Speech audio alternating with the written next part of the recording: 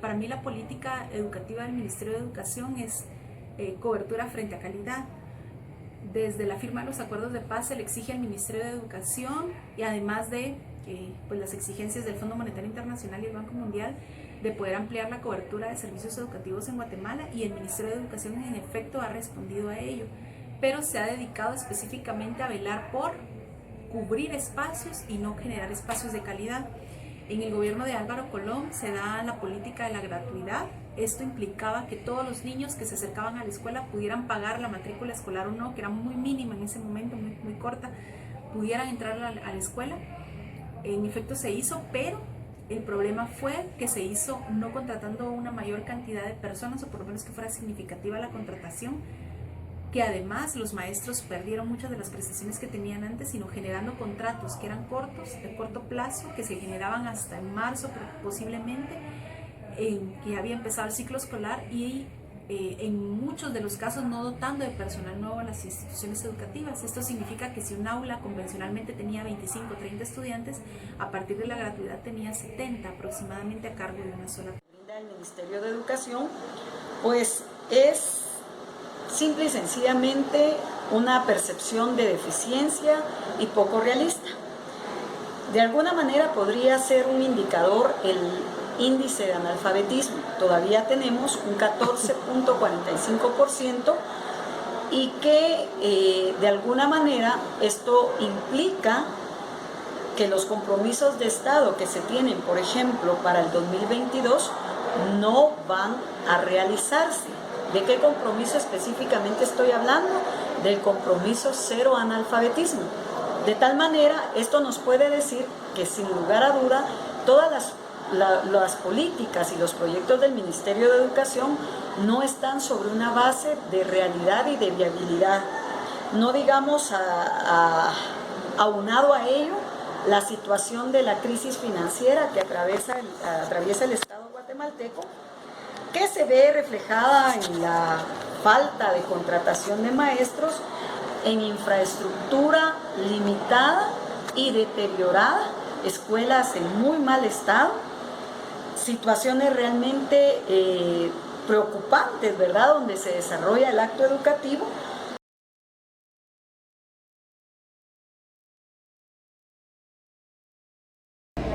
A la luz de la reforma educativa del 2006, ¿hay algún cambio significativo? Pues básicamente todo ha sido discurso, estrategias, políticas, pero no hay un cambio real, verdadero.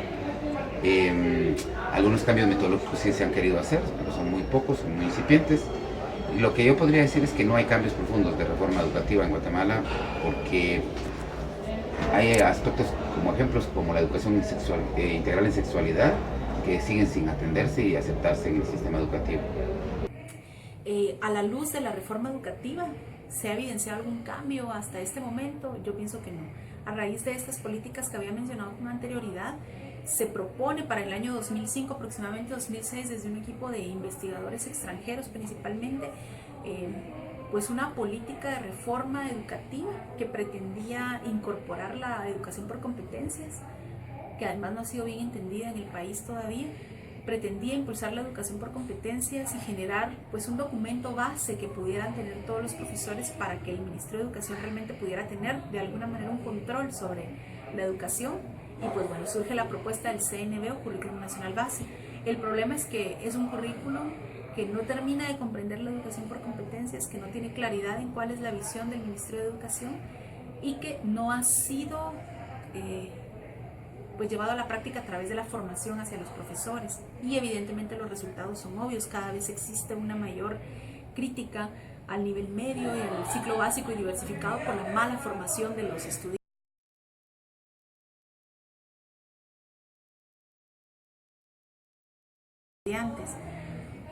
Ahora, con respecto ya específicamente al tema de la educación para mujeres, todavía existen evidentemente muchos establecimientos que prestan los servicios específicamente para mujeres o para hombres. Tal es el caso de las instituciones privadas en la mayoría de los casos, y también algunas instituciones públicas. ¿Eso es válido o no es válido? Creo que depende. porque la educación diferenciada se fue pensando en una especialización, pero esta especialización también toca los roles de género a los que estamos sujetos. La educación para mujeres estaba pensada como una educación más enfocada al hogar y la educación para hombres como una educación más enfocada hacia lo técnico. De tal cuenta que la educación para hombres era electricidad, mecánica, es decir, con especialización en estos temas, y para el caso de las mujeres, maestras de educación para el hogar, maestras de preprimaria, secretarias, en donde la población es únicamente femenina. ¿Es válido para el 2016 hablar de eso? Difícil considerar porque seguimos trabajando bajo los estereotipos convencionales. De que es válido que haya establecimientos educativos para mujeres exclusivamente, depende del proyecto educativo, porque hay colegios que tienen un proyecto educativo de coeducación y otros que solo separan a niños y niñas. La educación diferenciada igual, ¿verdad? Si lo hacen desde una visión de fortalecimiento de la formación afirmativa de las mujeres, es válido, pero si lo hacen solo por separar a mujeres de hombres, no creo que no le encuentro sentido a la educación diferenciada. ¿Podrían ser alguna oportunidad de los centros exclusivos para mujeres? Si es desde una auténtica visión de género, si la educación es desde una visión de género para las niñas y las señoritas, es una magnífica oportunidad para el desarrollo, porque con eso se podría desarrollar la posibilidad de atender plenamente los derechos de las mujeres. Esta modalidad obedece a un enfoque, a una concepción, mejor dicho, histórico-cultural de la heterosexualidad y que también tiene grandes influencias del enfoque de género. Sin embargo, considero que el problema no radica que sean establecimientos específicamente de mujeres o de hombres, sino precisamente en el imaginario, en esa reproducción de ideas, en esa reproducción de mentalidades que se hace dentro de las instituciones educativas. Me inclino más en la convivencia, en la sana convivencia, en espacios de sana convivencia de los seres humanos en contextos reales, no aislados y superficiales como tal. En cuanto a la opinión sobre los establecimientos educativos que siguen promoviendo la educación diferenciada, considero que intervienen muchos factores que para algunos representa serios compromisos económicos el hacer un proyecto de inclusión de mujeres, hombres, pero en este caso creo que también es romper con muchos acomodamientos, con muchas concepciones ideológicas, con sistemas incluso patriarcales enraizados y no digamos con innovaciones pedagógicas.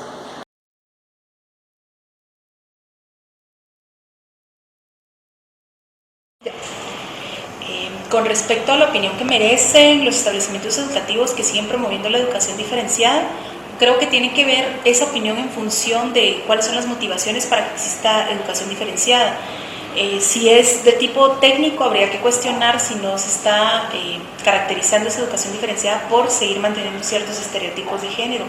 Ahora, si tiene que ver con el factor religioso, por ejemplo, la mayor parte de las instituciones de tipo privado son instituciones religiosas que mantienen esa educación diferenciada, digamos los colegios de tradición, aunque muchos ya han entrado a la política de la coeducación, la mayoría de establecimientos, sobre todo de mujeres, siguen manteniéndose todavía en la línea de seguir únicamente pues educando niñas, ¿no?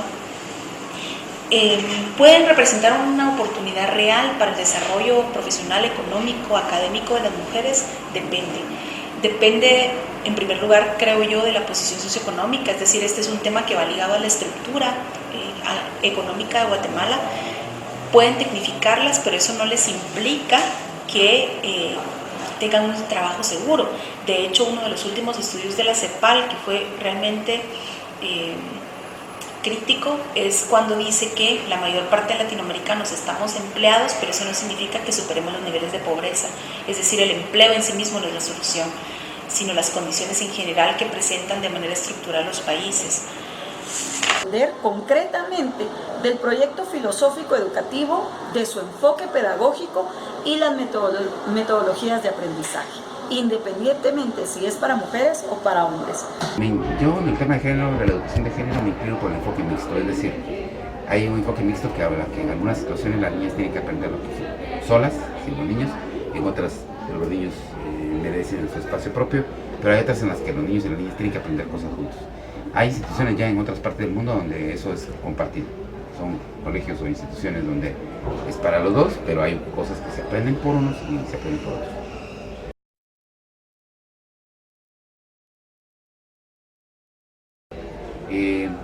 La neurociencia, como algunos planteamientos de la neurociencia, bueno, en primer lugar la plasticidad cerebral, es una de las cosas más importantes que la neurociencia nos ha dicho, la capacidad que el cerebro tiene de poder reconstruir sus conexiones neuronales y poder volver a articular funciones, a realizar funciones, etc. Algo importante que la neurociencia nos ha indicado es que la creación de climas sanos, armónicos, buenos en el aula son importantes para el aprendizaje.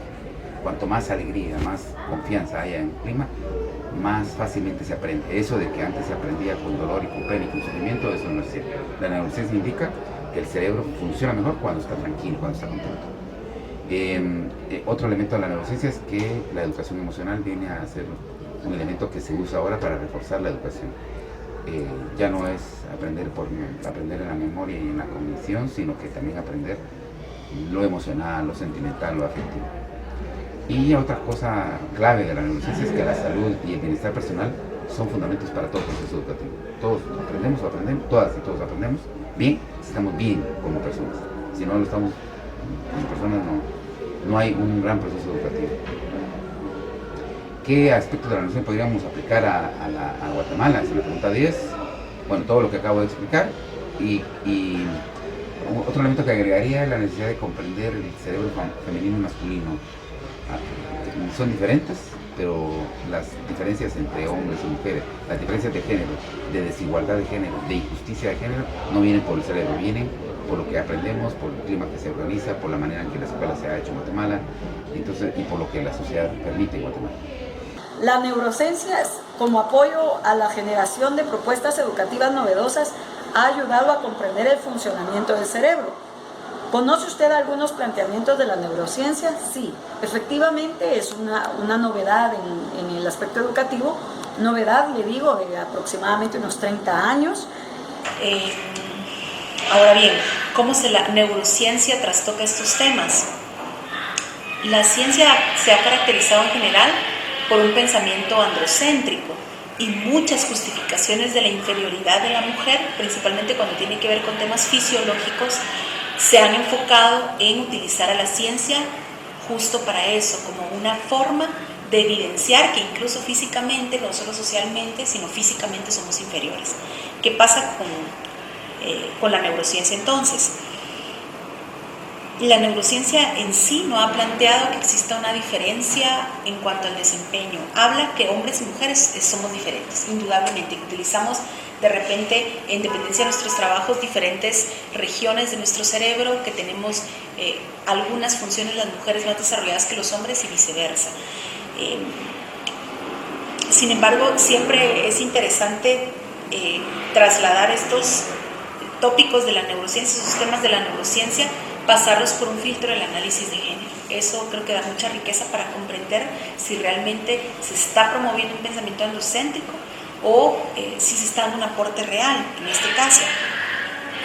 Evidentemente lo que nos puede ayudar a comprender la neurociencia sí es el hecho de que somos distintos.